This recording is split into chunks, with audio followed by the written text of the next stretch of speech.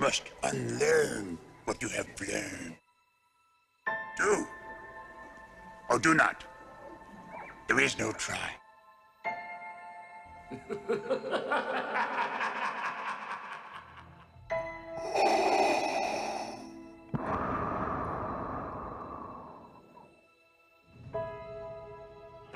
to the First Order! As if millions of voices suddenly cried out in terror. Death is a natural part of life. Rejoice for those around you who transform into the Force. I've accepted the truth that you were once Anakin Skywalker, my father. You don't know the power of the dark side.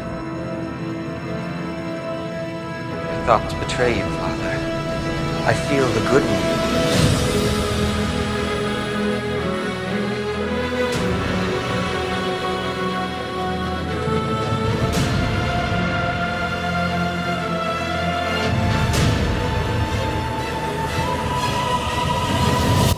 Star Wars Episode 9, The Rise of Skywalker, directed by J.J. Abrams, with music by John Williams, starring Daisy Ridley as Rey, John Boyega as Finn, and Oscar Isaac as Poe Dameron.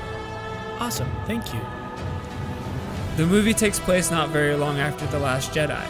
While we can't go into spoilers, the brief synopsis that I will give is that the Resistance is still trying to gather themselves after the defeat at The Last Jedi, while the First Order still Just looking for them.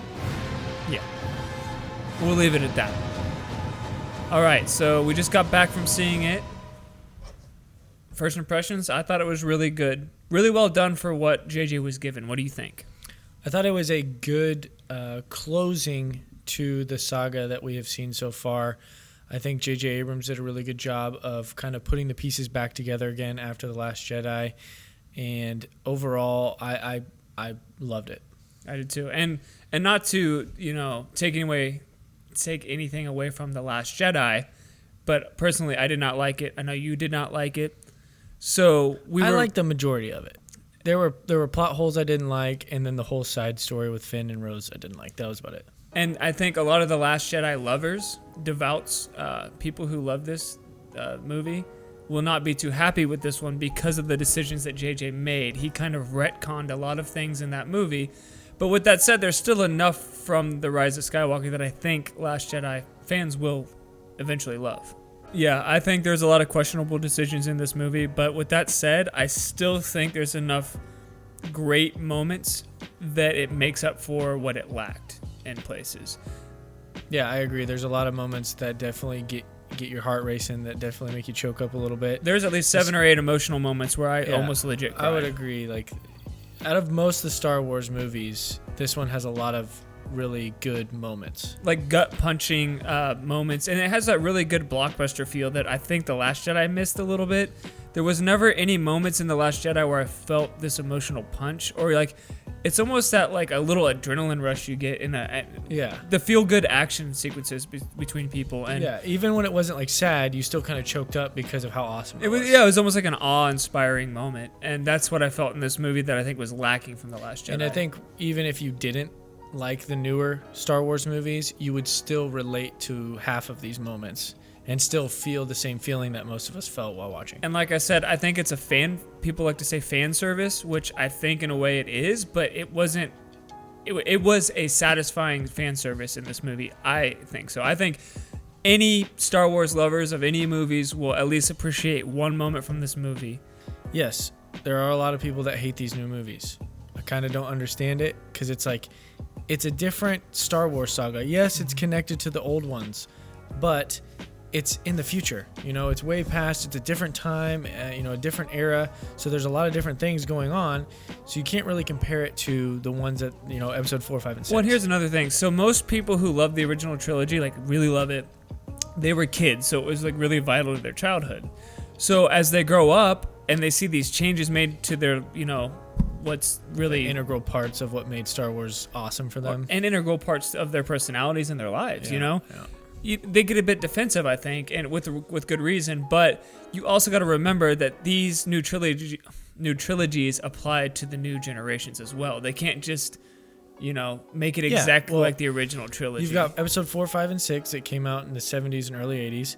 Then you've got episode 1, 2, and 3 that came out when we were kids. So, we grew up, well, obviously we watched the old ones when we were kids, but we grew up with the prequels. Right. So the prequels to us are probably a little bit better than a lot of people think. Yeah. And then now you have the new ones, 7, 8, and 9, and personally, I like them all. Obviously, The Last Jedi lacked, and it kind of ruined a lot of things. But to have a new trilogy at our age and to be able to relate it to everything that's happened in the past, it's pretty nice. And we won't just compare this to Last Jedi. Let's just go over a couple more things before we end this. Let's just go break it down by itself. I think as a movie, it fixed a lot of the character flaws that it had the entire trilogy. I liked the characters the most out of this movie, I feel like. Backstories were given to characters. It was rushed, I will say, but I feel like the last half of the movie really picks up in a great way, and I was satisfied with it. Like I said, my rating, I would give it a high 8 out of 10. I'm going to see it again on Christmas Eve, and then we'll give our spoiler review next week. What did you think rating-wise? Well, I'll agree with you on the fact that I do think it was rushed as far as screen time. It was almost like a 3.5-hour movie put into 2 hours and 20 minutes. I feel like they could have added another 20 minutes onto this movie, and I definitely would not have complained at all. Right. I'm all for a little bit longer if it makes the movie better, but I feel like you said, JJ was trying to put in his take on The Last Jedi, and he was combining two of his movies. He was combining two of his movies and putting it into one, which sucks. I wish he would have just made The Last Jedi, but, that's in the past now. But like Kylo says, forget the past. Yeah, there's a couple great moments in there that really, I don't want to say it was a slap in Rian Johnson's face, but it definitely was like, this is my movie now. Yeah. This is my trilogy, bro. Yeah, and continue on, I think that I liked Kylo Ren the best in this movie. I was kind of questionable about Kylo Ren in the first two. Yeah. I was like, he's really not that scary or anything like that. I don't know how to look at him. I think he was great in this one. I think Rey's character was awesome in this one. We got a lot more of Poe and... He's gonna bang in. I'm going to bang the table, man. We got a lot more of Finn and Poe in this one as well, especially Poe. I feel like he was lacking in the last couple movies. Yeah, I'll say a lot of the things that happened in this movie make things in the past that I was uncertain about a lot better. Yeah, he definitely closes up some plot holes. Or I guess fills the plot holes. Not necessarily plot holes, but things that people weren't happy about. I think it was a good way to satisfy that arc. You're kind of like, how is this possible? What is this? What is that? Well, he kind of gets to that in this one, and that's what sucks. Why it could have been a little bit longer, because he could have expanded on those a little bit more. And I think those, I guess when it's, like we said, questionable decisions or answers to a lot of the questions people had, it might just put the war in Star Wars between fans, because I think a lot of people aren't going to be happy that.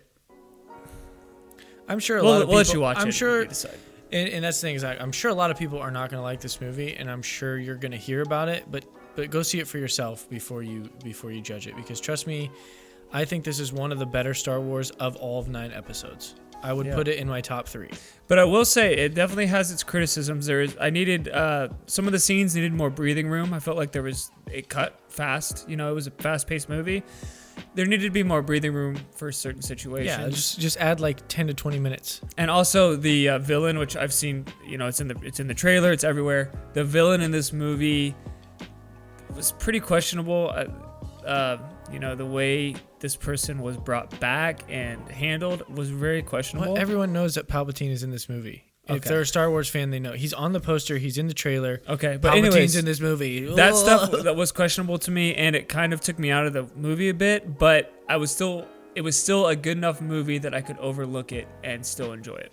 What did you rate it? Well, going to the Palpatine thing real quick, because everyone knows he's in it. I think JJ used it as a bridge to the whole to Snoke, because Kylo Ren was not. Well, the death of Snoke, everyone was like, "Who was he? What the hell?" Not necessarily that, but it's like, who's the big bad? Kylo Ren's not the big bad. Yeah, so who's the enemy here? What's the big bad? Like the big bad boss, the big baddie. He's the big bad. It's like, finish your sentence. The big bad guy, the big bad boss. They call him the big bad, bro. Big bad villain. No, he's just the big old bad.